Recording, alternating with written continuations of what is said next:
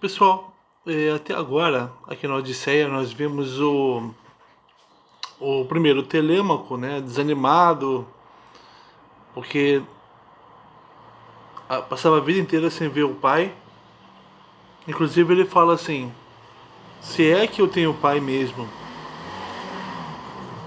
tem essa...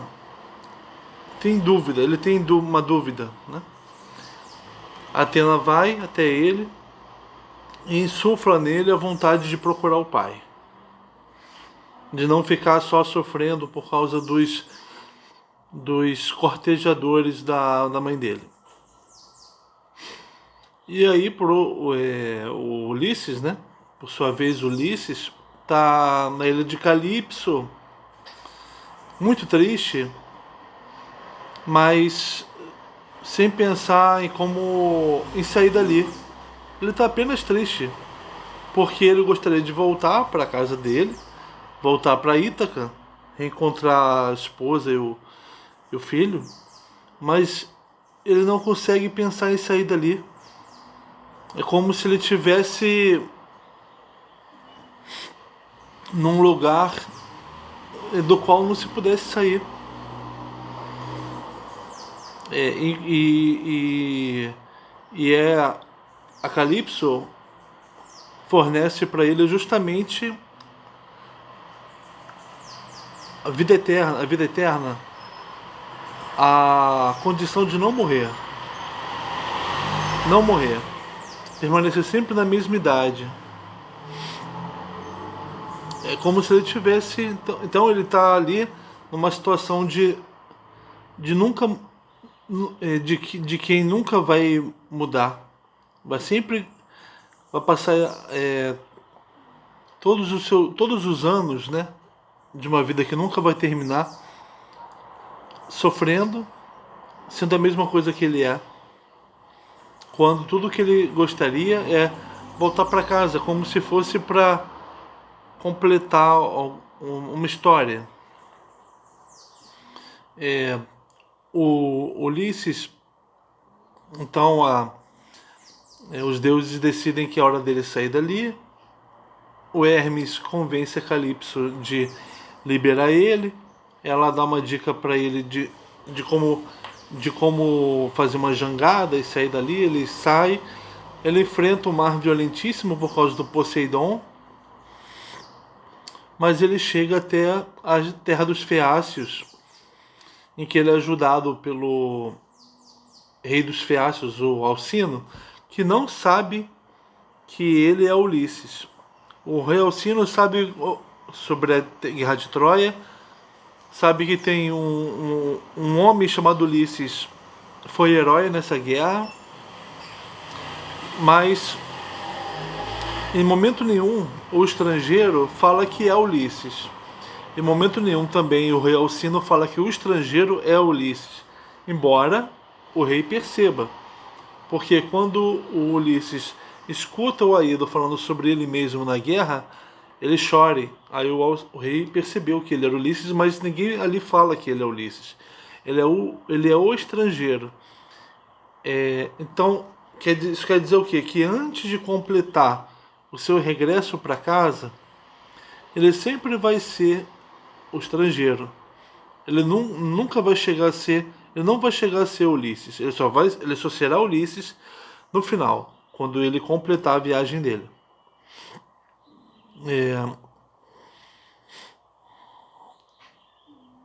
Então percebam isso, que enquanto está viajando, o Ulisses é o estrangeiro, ou outro nome que se tem para ele é Odisseu, né? Aquele que faz a Odisseia, né? Então vamos pro canto 9. Respondendo-lhe, assim falou o astucioso Ulisses: Alcino poderoso, excelente entre todos os povos, na verdade é coisa bela ouvirmos um aedo como este, cuja voz se assemelha à dos deuses, pois afirmo que não há na vida finalidade mais bela do que quando a alegria domina todo o povo e os convivas no palácio ouvem o aedo sentados em filas. Junto deles estão mesas repletas de pão e de carnes, e o serviçal tira vinho puro do vaso onde o misturou, e serve-o a todos em taças. É isto que me parece a melhor coisa de todas. Mas o teu espírito voltou-se para as minhas desgraças, para que eu chore e me lamente ainda mais. Que coisa te contarei primeiro? Que coisa no fim? O Ulisses está. Ulisses não, vamos chamar ele de estrangeiro. O estrangeiro está falando pro Alcino sobre o que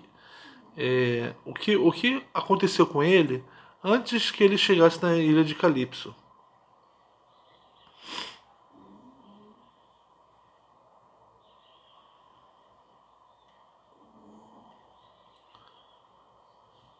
Pois muitas foram as desgraças que me deram os Olímpicos. A gente vai entender por que o Poseidon está contra ele, né? Agora direi em primeiro lugar o meu nome, para que fiqueis a sabê-lo, e para que no futuro, tendo fugido ao dia impiedoso, eu possa ser vosso anfitrião, embora seja longe a minha casa. Sou Ulisses, filho de Laertes, conhecido de todos os homens pelos meus dolos. A minha fama já chegou ao céu. É na soalheira Ítaca que habito. Nela há uma montanha, o Nérito, coberto de árvores agitadas pelo vento, bem visível. Só um detalhe, o que ele fez em Troia é conhecido. Os aedos cantam. Mas o que se passa com ele no retorno para casa não é conhecido. E não se sabe quem é esse homem que sofre, que passa por essas aventuras na volta para casa. Por isso que ele ainda não voltou a ser Ulisses enquanto não chegar em casa. É na soalheira Ítaca que habito, nela há uma montanha. O Nérito, coberto de árvores agitadas pelo vento, bem visível. Em redor de Ítaca estão outras ilhas, perto umas das outras, do Líquio, Same e a frondosa Zacinto. A própria Ítaca não se eleva muito acima do nível do mar. Está virada para a escuridão do ocaso. Mas as outras ilhas apontam para a aurora, para a luz. É uma ilha áspera, mas boa criadora de mancebos. Nada vejo de mais doce do que a vista da nossa terra. Na verdade, reteve-me Calipso, divina entre as deusas, em suas côncavas grutas, ansiosa que me tornasse seu marido. De igual modo me reteve no seu palácio Circe, uma outra mulher que também o manteve com ela, a enganadora de Eia, ansiosa que me tornasse seu marido. Mas nunca persuadiram o coração no meu peito. Por isso, nada é mais doce que a pátria ou os progenitores, ainda que se habite numa casa cheia de riquezas, em terra estrangeira, longe de quem nos deu a vida.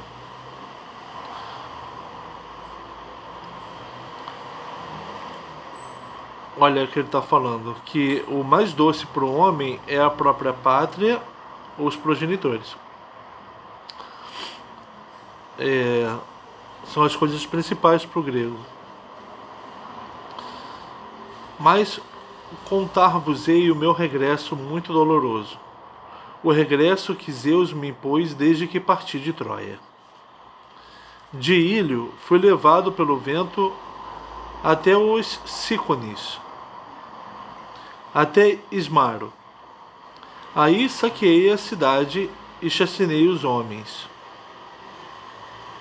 Da cidade levei as mulheres e muitos tesouros que dividimos para que por mim ninguém visse sonegada a parte que lhe cabia. Então, nesse mapa aqui chamado Mundo de Odisseu, que ó, para você se localizar, que é a Itália, aqui Troia. Ulisses saiu daqui depois da guerra, subiu até Ismaros.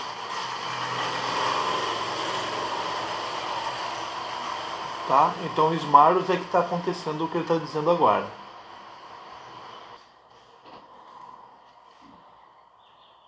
Ele disse que saqueou a cidade, matou os homens e dividiu os tesouros e as mulheres com os outros homens dele.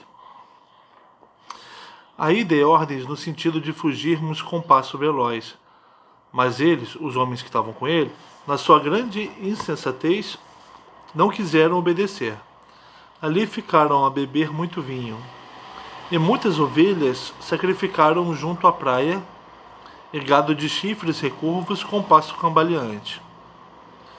Enquanto isso, os sícones foram chamar outros sícones, que eram seus vizinhos, mas mais numerosos e valentes que eles. Os sícones, viviam no continente e eram peritos em combater o inimigo montados em cavalos, e se tal se afigurasse necessário, a pé. Chegaram em número igual ao das folhas e das flores na primavera. Qual nuvem de guerreiros!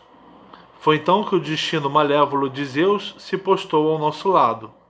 Homens terrivelmente condenados para padecermos muitas dores. Combateram e lutaram junto das côncavas naus, de ambos os lados voavam lanças de bronze à ponta. Enquanto era ainda de manhã e crescia em força o dia sagrado, repelimos-los sem dali arredar pé, embora eles fossem mais. Mas quando o sol trouxe a hora de desatralar os bois, então prevaleceram os sícones, subjugando os aqueus. E de cada nau pereceram 6 camaradas de belas joelheiras. Na Ilíada está belas Cnêmides, Embora nós, os outros, conseguíssemos fugir à morte e ao destino. Daí navegamos em frente, entristecidos no coração, mas aliviados por termos escapado à morte.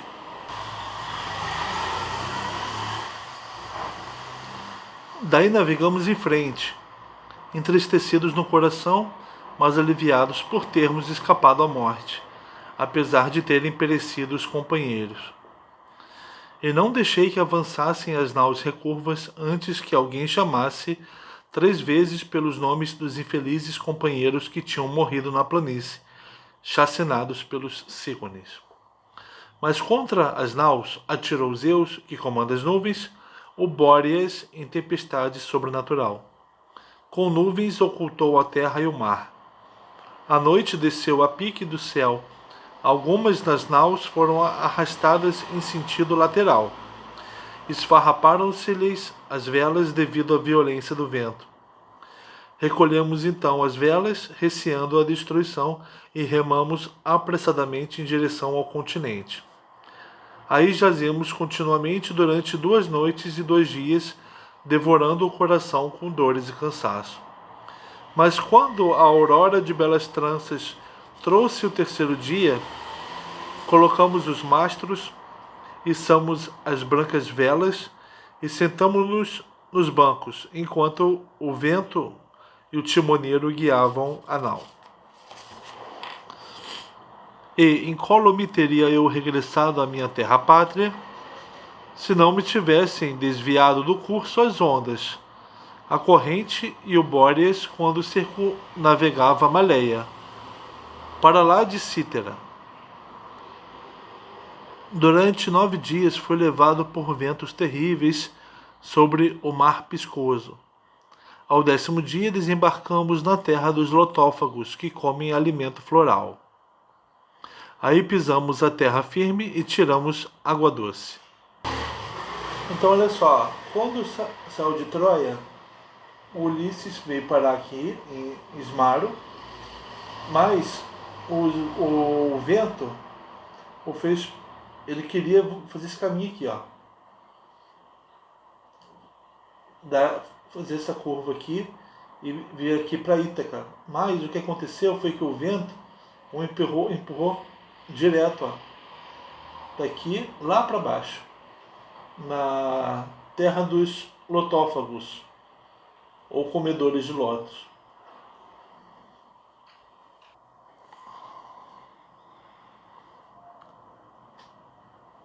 Aí pisamos a terra firme e tiramos água doce. E logo os companheiros jantaram junto às naus velozes. Mas depois de termos provado a comida e a bebida, mandei sair alguns companheiros para se informarem acerca dos homens que daquela terra comiam o pão. Escolhi 2 homens, mandando um terceiro como arauto. Partiram de imediato e introduziram-se no meio dos lotófagos. E não ocorreu aos lotófagos matar os nossos companheiros. Em vez disso, ofereceram-lhe o lótus, para que o comessem. E quem entre eles comesse o fruto do lótus, doce como mel, já não queria voltar para dar a notícia ou regressar para casa.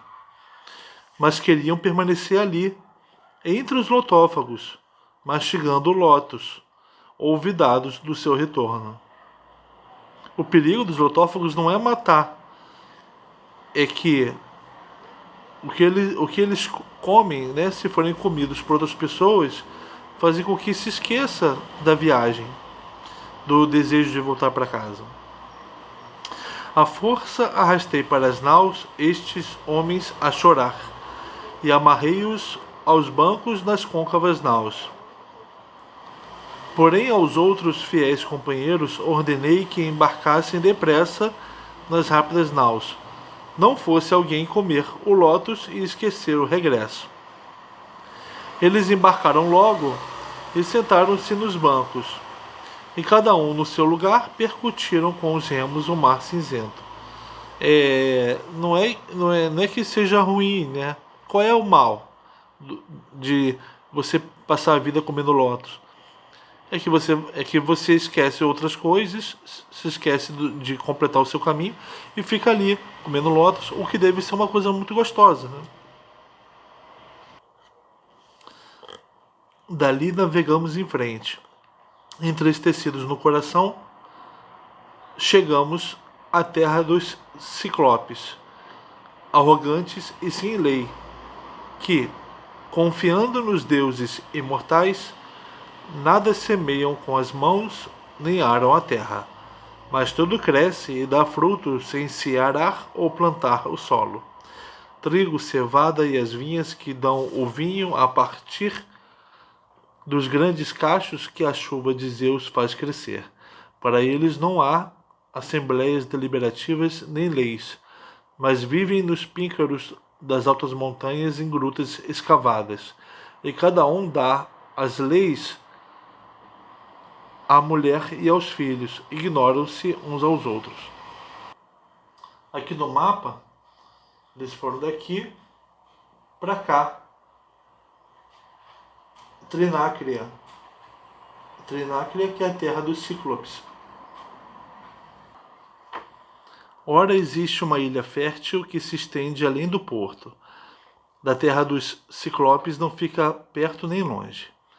É bem arborizada e nela vivem cabras selvagens em número ilimitado, pois não há veredas humanas que as desincentivem. Nem lá vão ter caçadores que sofrem trabalhos nos cimos das montanhas. Também não há rebanhos nem terra cultivada, mas permanece sem ser semeada e arada, isenta de homens, alimentando as cabras balidoras.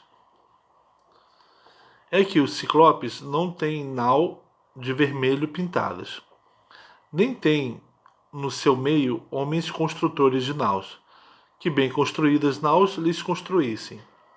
Naus que dessem conta das suas necessidades, chegando às cidades dos homens, tal como os homens atravessam o mar, visitando-se uns aos outros.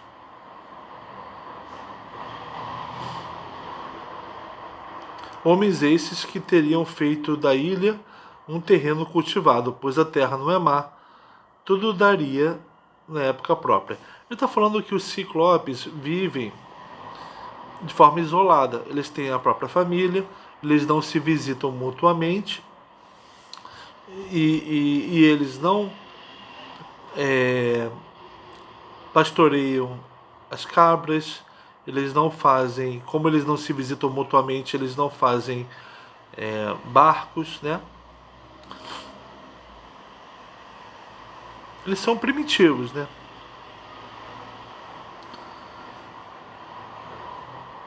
Eles não cultivam a terra.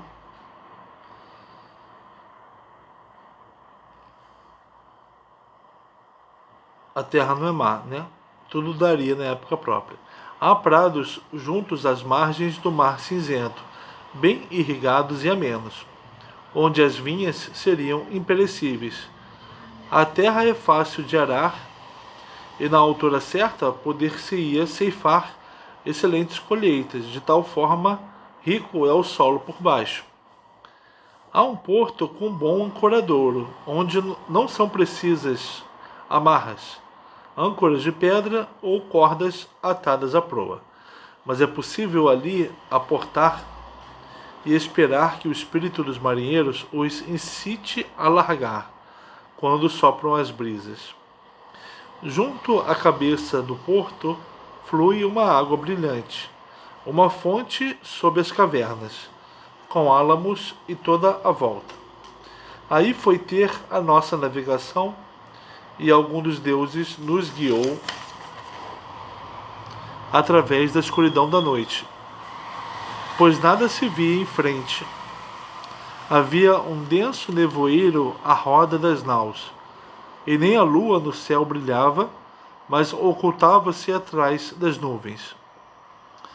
Não podíamos contemplar a ilha com os nossos olhos, nem víamos as grandes ondas arrebentar na praia, antes que conseguíssemos trazer as naus até a costa.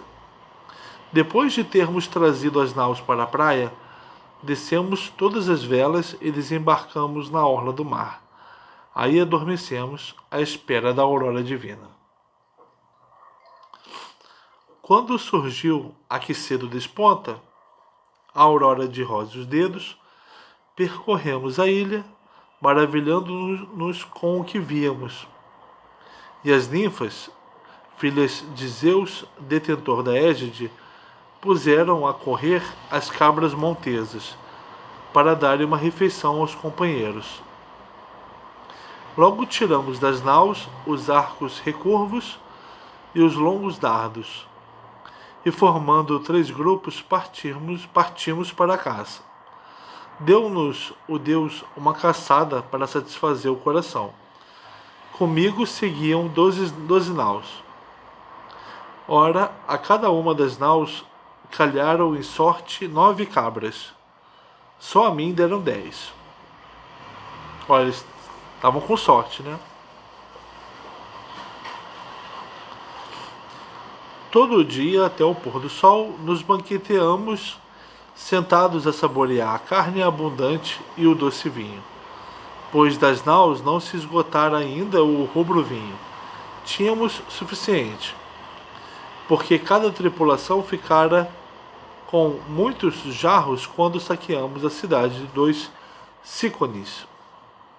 Olhamos então para a terra dos Ciclopes, ali tão perto, e vimos a fumaça a subir. Ouvimos vozes deles e dos rebanhos. O sol pôs-se e sobreveio a escuridão, e na praia nos deitamos a dormir. Quando surgiu a que cedo desponta, a aurora de róseos dedos, reuni os companheiros e assim falei para todos. Ficarão agora aqui alguns de vós, ó fiéis companheiros, enquanto eu, na minha nau, com os outros, irei indagar a respeito dos homens desta terra. Quem eles são?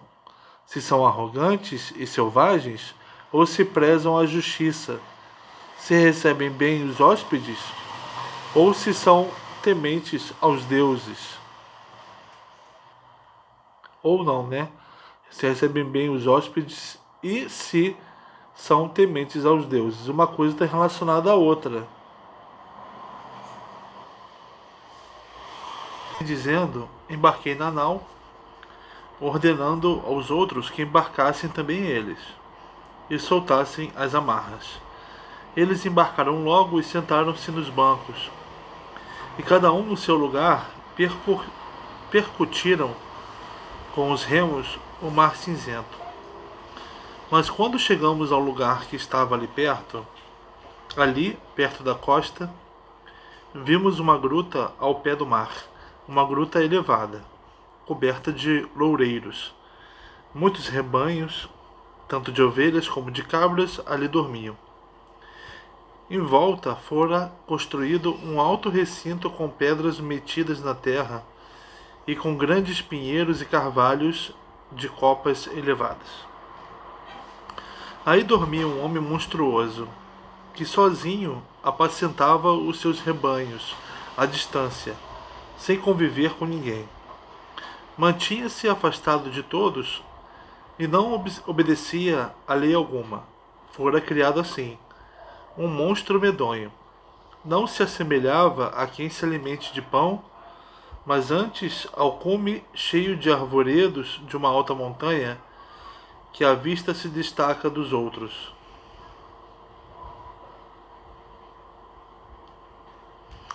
Dei ordens a alguns dos meus fiéis companheiros para que ficassem junto à nau para aguardarem. Depois, escolhendo os 12 melhores, pus-me a caminho. Comigo levava um odre de pele de cabra, cheio de vinho escuro e doce, que me dera Maron, filho de Evanteu, sacerdote de Apolo, o deus tutelar de Ismaro, porque lhe protegêramos, por respeito, a esposa e o filho. Habitava no bosque frondoso de Febo Apolo e a mim ofereceu presentes gloriosos. Deu-me 7 talentos de ouro bem trabalhado,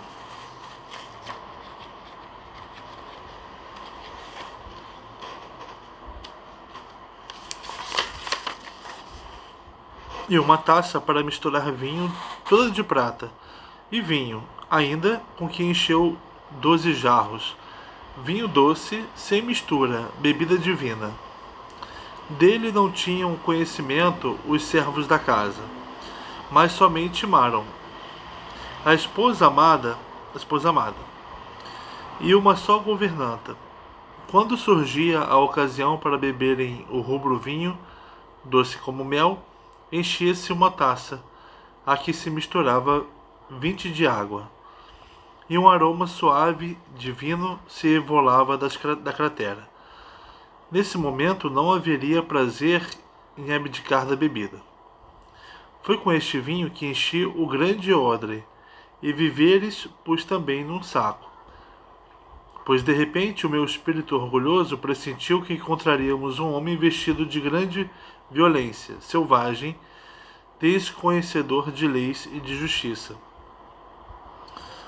Interessante que Ulisses ganhou de presente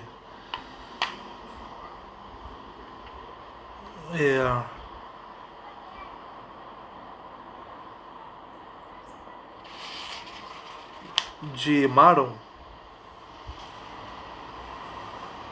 né? Um odre para carregar vinho.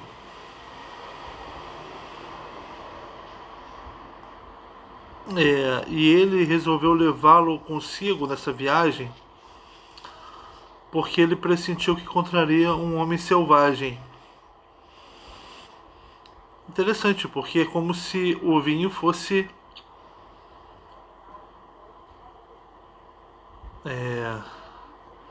o contrário da selvageria, né?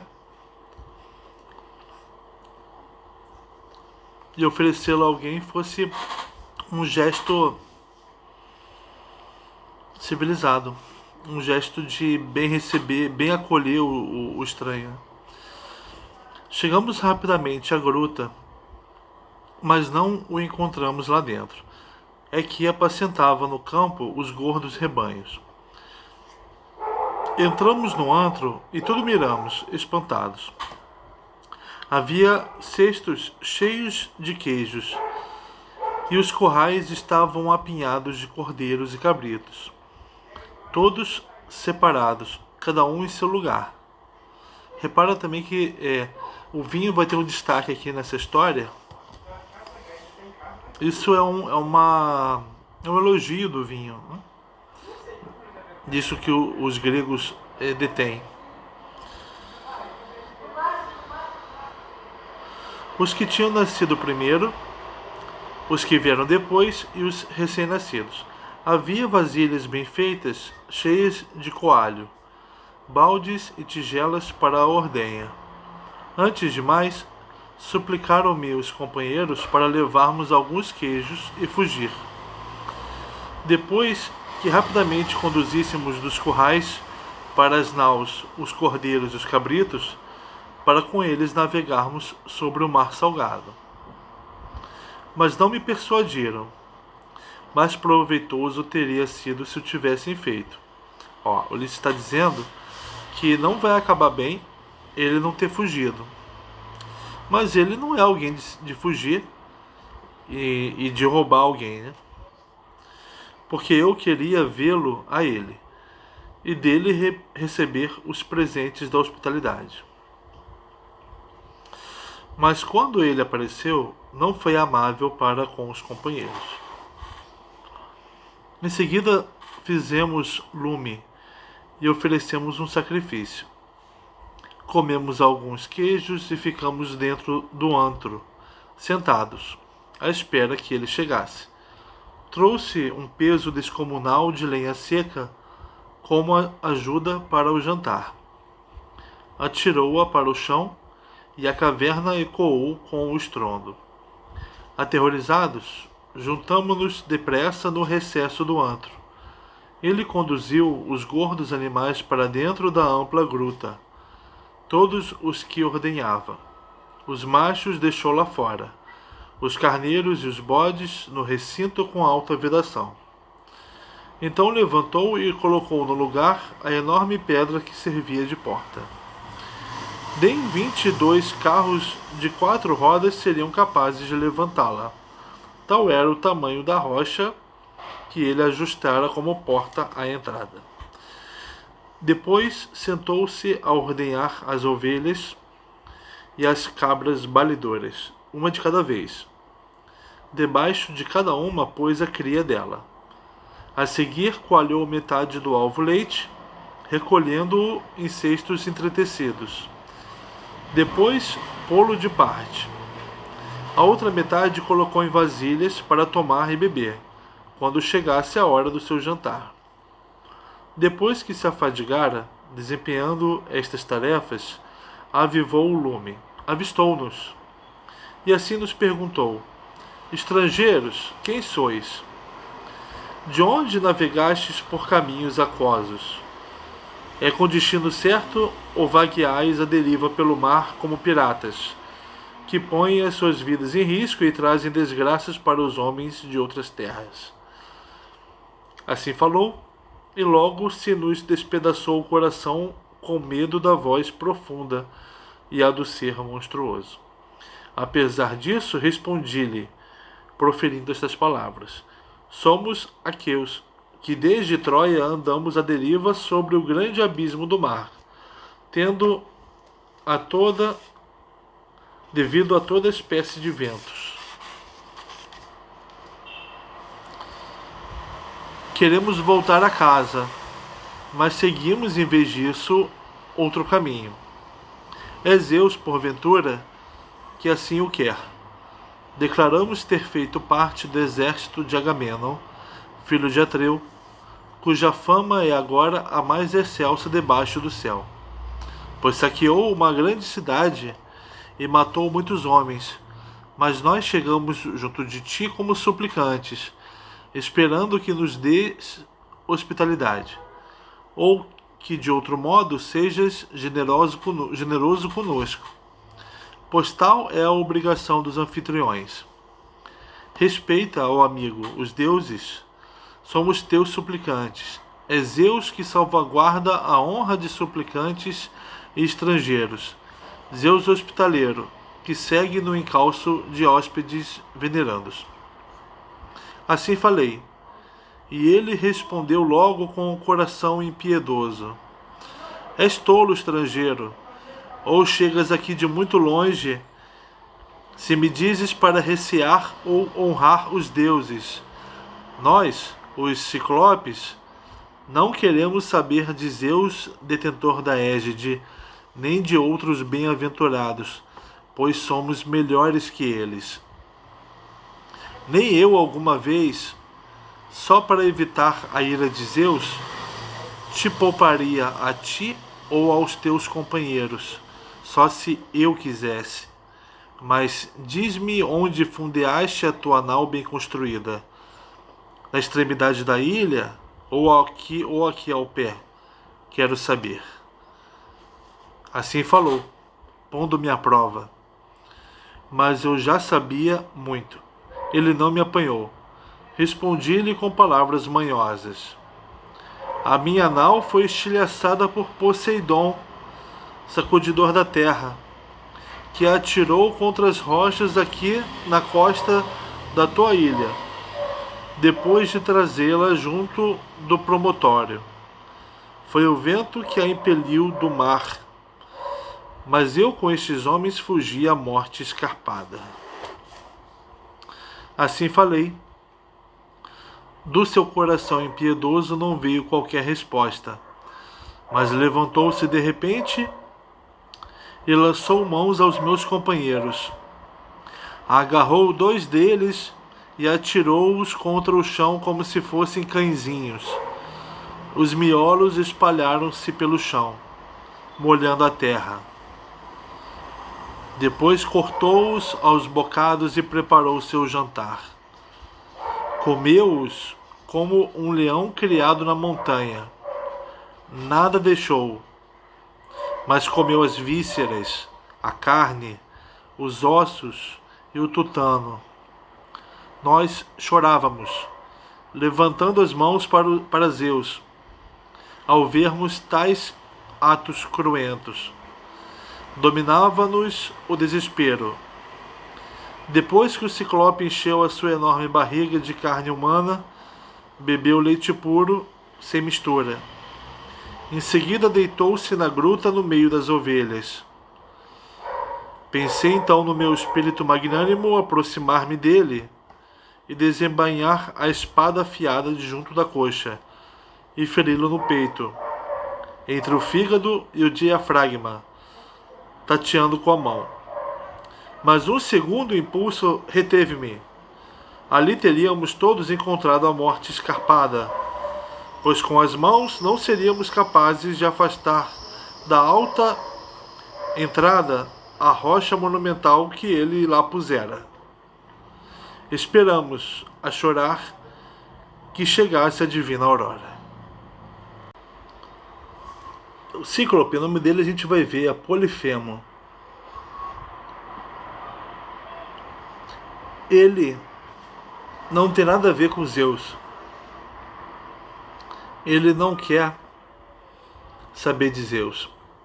Ele é filho de Poseidon. Então ele é sobrinho de Zeus.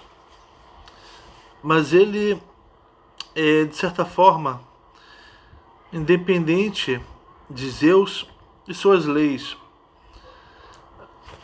A gente sabe que o reinado de Zeus faz com que exista uma ordem, que as coisas estejam em ordem, faz com que exista um cosmos, uma ordem de divisão de poderes, e para os homens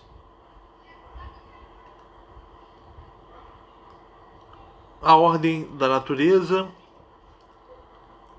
a manutenção sob controle de coisas como pestes, desastres. Os homens queriam, então, a manutenção dessa ordem garantida pelo poder de Zeus, né? E uma das leis de Zeus é a hospitalidade para com os estrangeiros. O estrangeiro percorre grandes distâncias pelo mar, sofre perigos. Poseidon é o autor de muitos desses perigos. E quando ele chega numa terra, não importa quem ele seja, por isso que ele não precisa deixar de ser um estrangeiro desconhecido. Não importa quem ele seja, aquele que o recebe sempre precisa ser hospitaleiro. E isso como uma forma de manter a ordem das coisas. Porque os homens não podem sofrer. Os homens têm esse percurso no mar, sofrem problemas. Então cabe aos homens tentar diminuir esses males causados pelo imprevisto, né? Fazendo o que eles podem, dando comida, dando lugar para dormir, um teto, rezando para um Deus. Os homens devem fazer o que eles podem fazer para fazer com que os males não aconteçam, né? E também para tentar oferecer alguma coisa para aquele homem que já sofreu um mal. Porque a ordem das coisas pressupõe que os homens pressupõe isso, né? Que os homens façam o que eles podem em busca de manter as pessoas bem, né? Eles próprios e o estrangeiro. Imagina se um homem tivesse interessado em roubar as coisas do outro. Os heróis já fazem isso, né? Fizeram isso na Guerra de Troia. Mas entende-se que Zeus queria isso, né? Mas e se o mal acontecesse que não fosse vontade dos deuses? Isso seria perigoso para o funcionamento do cosmos. Então os homens precisavam fazer alguma coisa para beneficiar, né? Até mesmo o estrangeiro. O Ciclope está fora disso. O Ciclope é aquele que dá a sua própria lei. Então, ele é um agente desorganizador. Um agente que perturba a ordem dos homens, né? Que é a ordem de Zeus, né?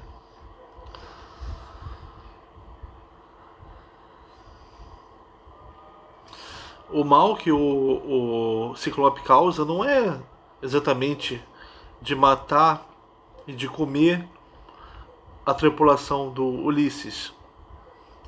O mal que ele causa é seguir suas próprias leis.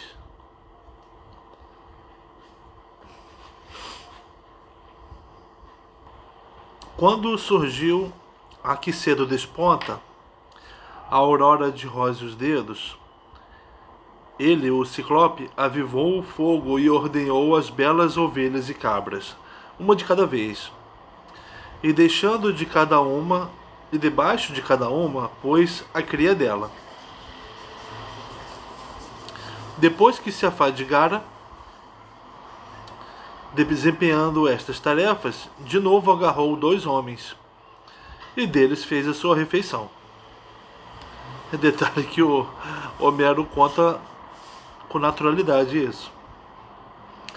Tendo comido, conduziu para fora do antro os gordos rebanhos, afastando sem dificuldade a pedra da porta, e logo a repôs, como quem sobre uma aljava coloca uma tampa. Fazendo muito barulho, o Ciclope foi com os gordos rebanhos.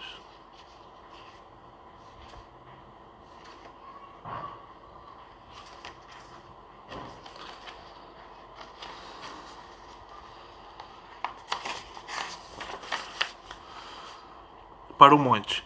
Eu ali fiquei, revolvendo no fundo do coração como poderia vingar-me dele, se Atena ouvisse a minha prece.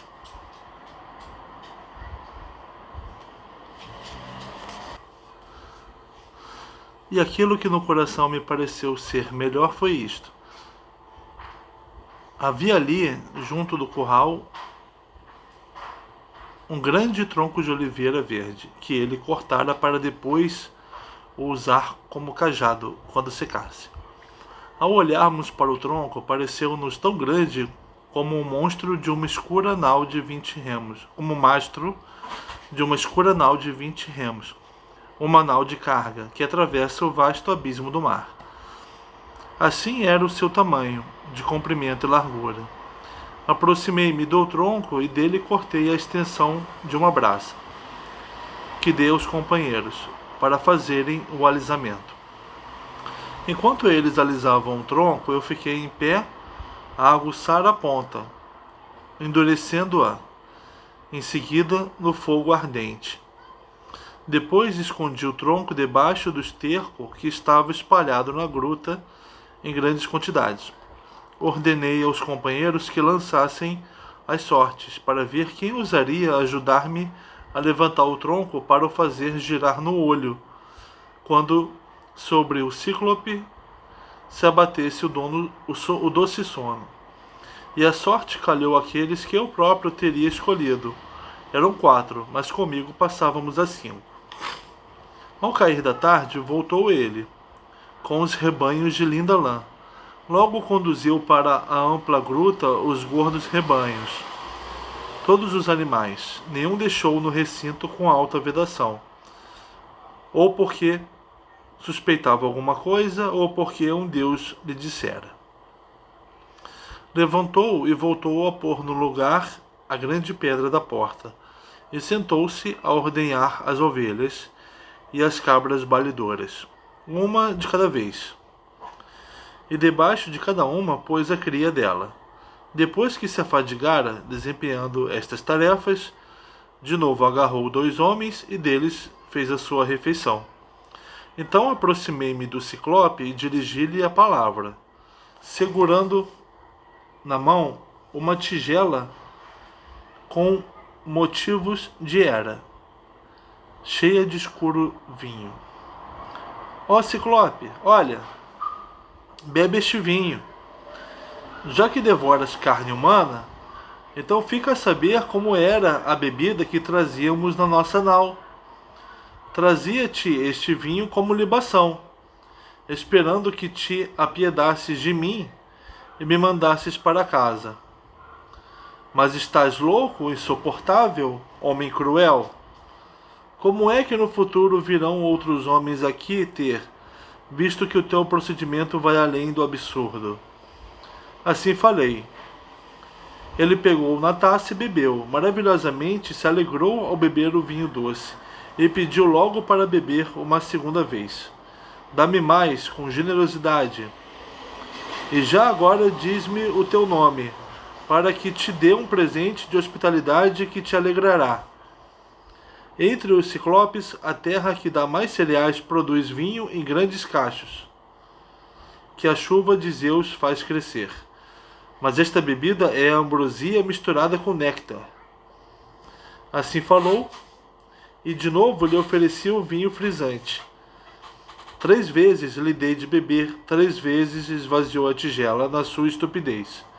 Depois que o vinho deu a volta ao Ciclope, assim lhe falei, socorrendo-me de palavras doces como mel.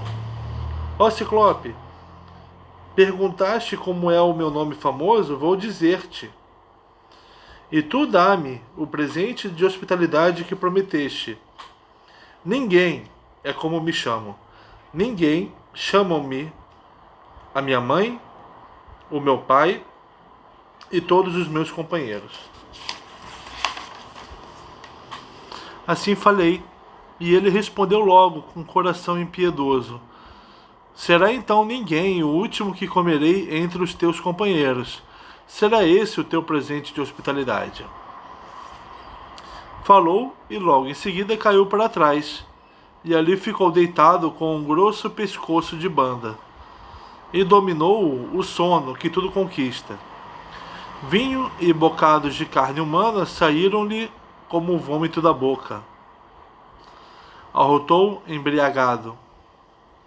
Então fui eu quem enfiou o tronco debaixo das brasas para que ficasse quente.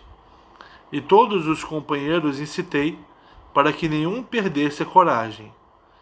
Quando o tronco de oliveira estava prestes a pegar fogo, apesar de verde, começou a refulgir de modo terrível. Então fui eu que o tirei do fogo. Estavam os companheiros à minha volta, e um Deus insuflou-nos uma grande coragem. Tomaram o tronco de oliveira, aguçado na ponta, e enterraram no olho do ciclope, enquanto eu apoiava contra o tronco o meu peso e fazia com que girasse, como o homem que fura com a broca a viga da nau, enquanto os que estão embaixo o fazem dar voltas sem cessar com uma correia que giram de ambos os lados. Assim nós tomamos o tronco em brasa e o giramos no seu olho, e o sangue correu quente em toda a volta. As pálpebras por cima e as sobrancelhas estavam queimadas pela pupila em chamas, cujas raízes crepitavam enquanto ardiam. Tal como quando o ferreiro mergulha um grande machado ou picareta em água fria para beneficiar o ferro de ambos os lados, era assim que fervilhava o olho com o tronco de oliveira. O ciclope dava gritos lancinantes e toda a rocha da caverna ressoou. Recuamos aterrorizados enquanto ele arrancava o tronco do olho, imundo e coberto de abundante sangue. Depois lançou o tronco para longe e, perdido de fúria, chamou alto pelos ciclopes que viviam ali ao pé, em cavernas nos píncaros ventosos. Eles ouviram os gritos e ali vieram ter de todas as direções. Em pé, junto à gruta, perguntavam-lhe que mal padecia. Que se passa, Polifemo, para gritar-lhes desse modo na noite imortal, tirando-nos assim o sono? Será que algum homem mortal te leva aos rebanhos ou te mata pelo dolo e pela violência? De dentro da gruta lhes deu resposta o forte Polifemo: ó amigos, ninguém me mata pelo dolo e pela violência. Então eles responderam com palavras aladas: se na verdade ninguém te está a fazer mal, está percebendo? Que ele usou o nome que Ulisses deu para quem ele pediu ajuda. Então ele está falando: ué, ninguém está a te fazer mal e estás aí sozinho? Não há maneira de fugires da doença que vem de Zeus. Reza antes ao nosso pai, ao soberano Poseidon. Está falando que, ó, já que ninguém humano te faz mal, é uma doença que veio de Zeus. Então peça ajuda ao Poseidon, o pai deles.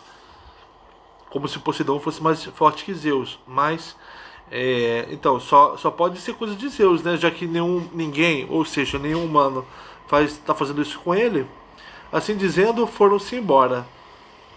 E ri-me no coração, porque os enganara o nome e a irrepreensível artimanha. Mas o ciclope, gemendo, cheio de terríveis dores, tateava com as mãos até afastar a pedra da porta. Ali se sentou, junto à porta, de braços estendidos, na esperança de apanhar algum de nós que tentasse sair atrás das ovelhas. Tão estulto era que assim pensava apanhar-me. Mas eu deliberei como tudo poderia ocorrer da melhor forma, se eu encontrasse para mim e para os companheiros a fuga da morte.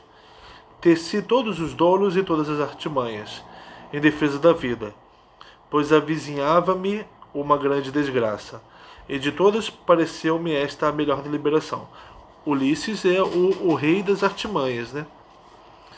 O Ciclope tinha carneiros bem alimentados, de espessa lã, animais grandes e belos, de lã escura da cor das violetas. Estes eu atei uns aos outros sem dizer nada, com os vimes em que o Ciclope, esse monstro sem lei alguma, dormia. Juntei 3 carneiros. O do meio carregava com um homem, mas os outros 2 do lado de fora protegiam os companheiros. Então, entendeu? Eram 3 carneiros, um do lado do outro. Só o do meio, o Ulisses prendia um homem nele. 3 ovelhas levavam um homem, né? Dessa forma.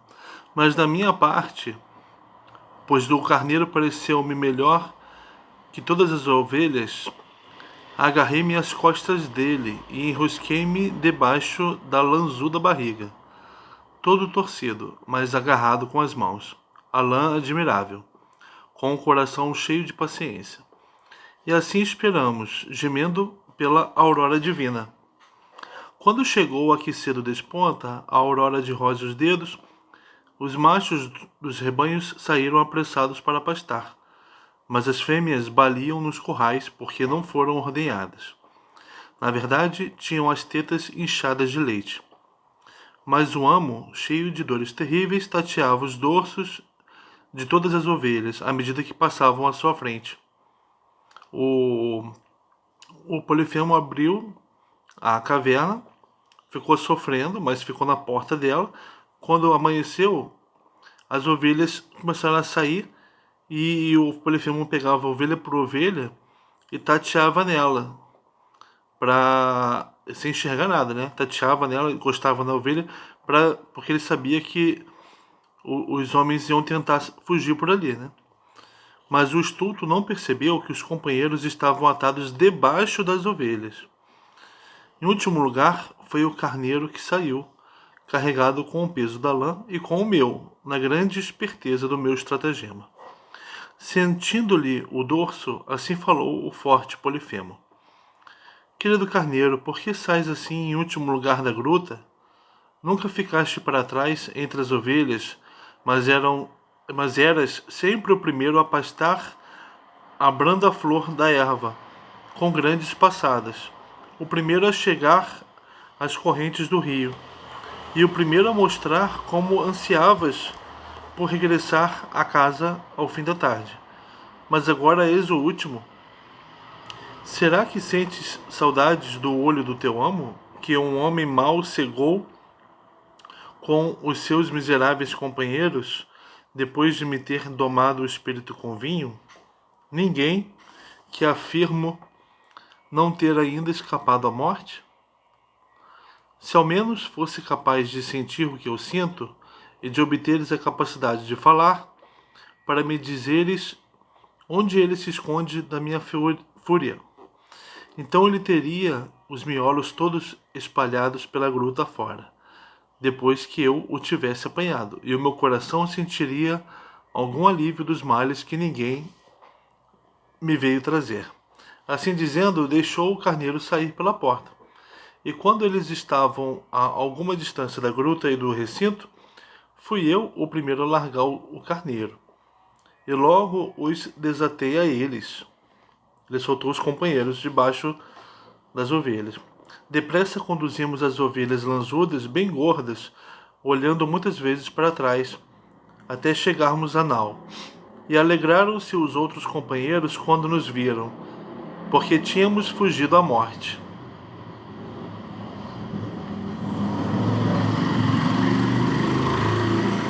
Ele está falando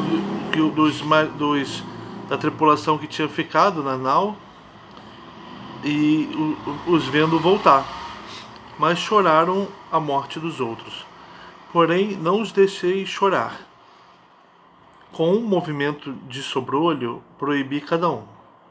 Ordenei-lhes que fizessem embarcar as muitas ovelhas de bela lã e que navegassem sobre o mar salgado. Eles embarcaram logo e sentaram-se nos bancos, e cada um no seu lugar percutiram com os remos o mar cinzento. quando eu estava já à distância de um grito, então falei ao Ciclope com palavras provocadoras. Ó Ciclope, parece que não eram os amigos de um homem fraco que tinhas a intenção de devorar cruentamente na tua gruta escavada. Os teus atos nefandos tinham mesmo de se abater sobre ti, ó malvado, que não hesitaste em comer os hóspedes em tua casa. Zeus e os outros deuses fizeram recair sobre ti a sua vingança. Assim falei, e ele se encolerizou ainda mais no coração.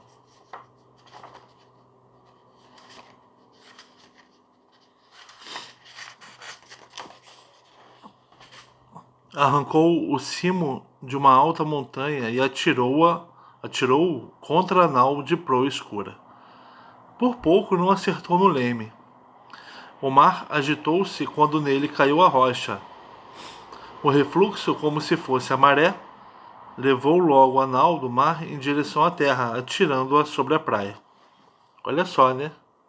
Polifemo jogou um pedaço grande de rocha na água, ao que acabou fazendo com que a nau voltasse para a praia, para desespero dos navegantes. Então lancei mão a uma vara comprida e para longe impeli a nau, incitando os companheiros. Ordenei-lhes com um aceno que remassem, para que fugíssemos da terrível desgraça. Eles, por sua vez, remaram com afinco. Mas quando chegamos ao dobro da distância anterior, chamei pelo Ciclope. E a minha volta os companheiros tentaram impedir-me, falando-me com doces palavras. Teimoso, por que queres provocar a ira de um selvagem? Ainda agora ele atirou um projétil ao mar que fez a nau voltar à costa. Pensamos que íamos morrer ali. E se ele tivesse ouvido a voz de algum de nós, teria atirado um penedo para esmagar as nossas cabeças e as vigas da nau. Tal é a força com que lança. Assim falaram, mas não persuadiram o meu magnânimo coração. Dele então esta réplica, enfurecido no meu coração. Ó Ciclope, se algum homem mortal te perguntar quem foi que vergonhosamente te cegou o olho, diz que foi Ulisses, saqueador de cidades, filho de Laertes, que em Ítaca tem seu palácio. Nesse momento Ulisses se apresenta. Assim falei, ele deu um grito de dor e respondeu: afinal sobre mim se abateu a profecia há muito proferida, pois havia aqui um vidente, homem alto e bom, Telemo, filho de Eurimo, que era excelente na profecia, e aqui chegou a velhice como vidente dos ciclopes. Foi ele que me disse que estas coisas se cumpririam no futuro, e que pela mão de Ulisses eu haveria de perder a vista. Fiquei sempre à espera de ver aqui chegar um homem alto e belo, vestido de enorme força. Mas agora é um homem pequeno e insignificante que me cegou, depois de me ter dominado pelo vinho. O vinho fez o Ulisses ter o poder de dominar Polifemo, não necessitando, portanto, que Ulisses fosse um homem grande. Mas chega aqui, ó Ulisses, para que te dê presentes de hospitalidade e recomende ao sacudidor da terra que te conceda boa viagem, pois sou filho dele, e ele declara ser o meu pai. E será ele a curar-me, se assim lhe aprouver, pois não o fará nenhum homem mortal, nem nenhum dos deuses bem-aventurados.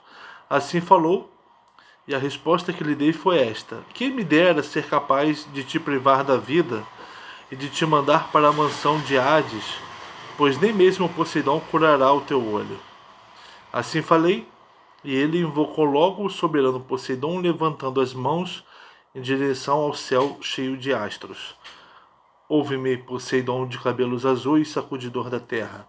Se na verdade sou teu filho, e se declaras ser meu pai, concede-me que nunca chegue à sua casa Ulisses, saqueador de cidades, filho de Laertes, que em Ítaca habita. Mas se for seu destino rever a família e regressar ao bem construído palácio e à terra pátria, que chegue tarde e em apuros, tendo perdido todos os companheiros na nau de outrem, e que em casa encontre muitas desgraças. Aqui vai começar todo o trabalho que Ulisses vai ter para voltar para casa. Lembre-se que antes de chegar na terra dos Ciclopes, Ulisses não estava tendo problemas, né? Mas agora vai ter problemas com Poseidon. Assim falou, e ouviu o deus de cabelos azuis. Porém o Ciclope levantou uma rocha ainda maior e lançou-a, pondo no lançamento a sua força ilimitada.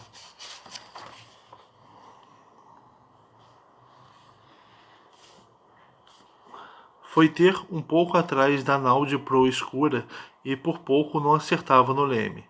O mar agitou-se quando nele caiu a rocha. No entanto, a onda impeliu a nau até chegarmos à costa. A grande rocha empurrou o mar para uma outra ilha, longe do Ciclope. Atingimos a ilha, onde tinham ficado todas juntas as outras bem construídas naus.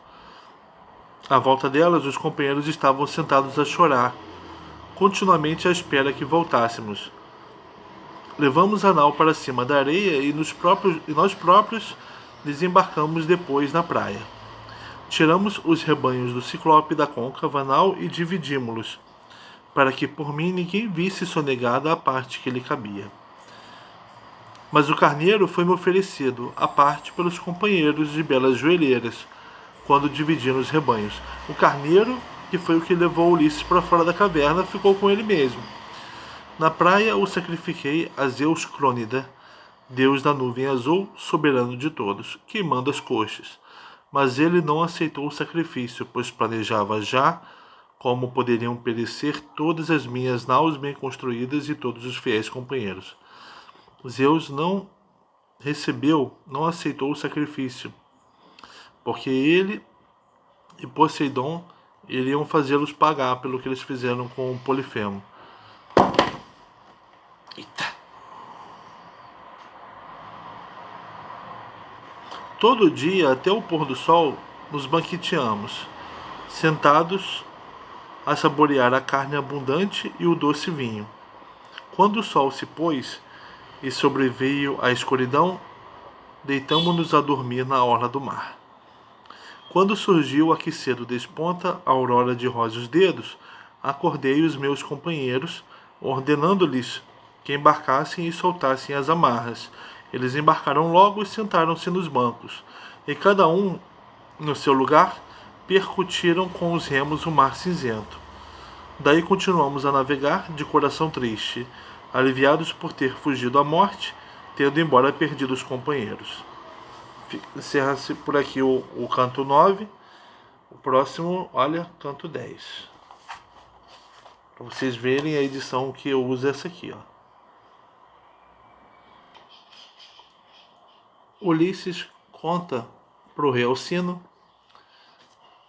o que aconteceu com ele antes dele chegar ali. Enquanto está ali na terra dos Feácios, né?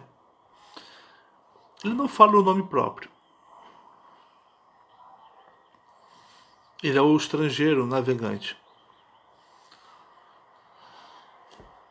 E nos primeiros momentos da viagem dele, de volta para casa, que é o que ele está contando para o rei, não apareceu também o nome dele, Ulisses. Ulisses não se apresentou como Ulisses. Ele se apresentava como Ulisses em Troia, saiu de lá, passou pela terra dos Lotófagos, agora passou acabou de falar, né, que passou pela terra dos Ciclopes.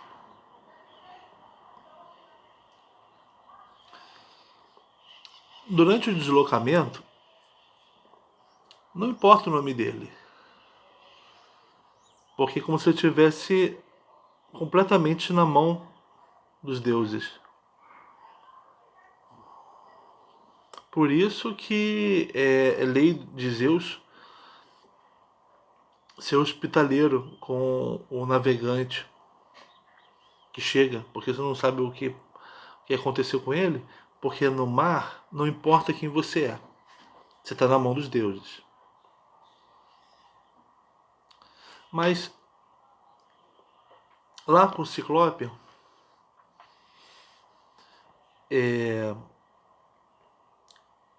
que por sinal não obedecia à lei dos deuses, obedece só às próprias leis, Ulisses inicialmente, enquanto estava realizando o seu plano de combate ao Ciclope, Ulisses era ninguém. Isso fazia parte do plano, né? Ninguém, ele não era ninguém, enquanto não inutilizou o Ciclope. Por quê? Porque não dependia totalmente dele conseguir isso. Ele dependia da ajuda dos deuses totalmente para conseguir que o Ciclope bebesse o vinho, se embebedasse e que desse certo o ferimento, né, que a tripulação e Ulisses queriam causar nele. E também depois a fuga, né? Então Ulisses era ninguém. Ulisses só voltou a ser Ulisses, só se colocou como Ulisses, quando já estava longe da ilha dos Ciclopes, já estava longe de Polifemo, fora do alcance dele. Portanto, quando Ulisses já tinha inutilizado o Ciclope, a visão do Ciclope, engraçado que furando o olho do Ciclope, era um ser tão presunçoso, ele o deixa completamente à mercê dos deuses. Então ele vai ter que perder a presunção dele.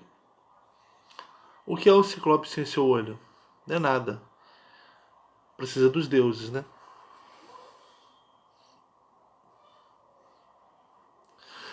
O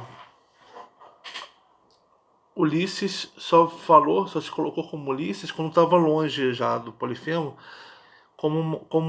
isso foi como uma forma de dizer: realizei, saí daqui, saí do seu domínio, eu dobrei você, então eu já posso colocar o meu nome.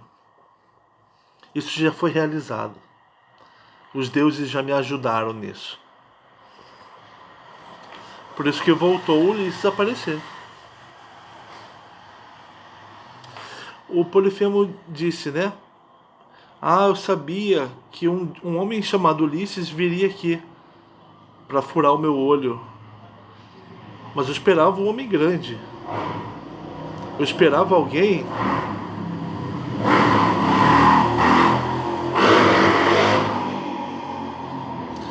grande como eu, ou pelo menos maior do que eu, ou pelo menos do mesmo tamanho.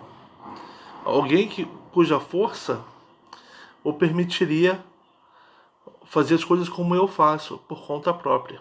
Alguém que não precisasse de deuses. Aí vem um homem pequeno que me embebeda com o vinho.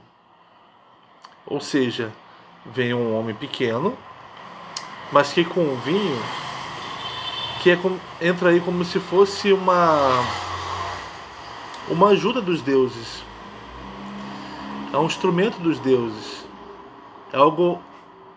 O vinho não é algo apenas humano. É algo divino também.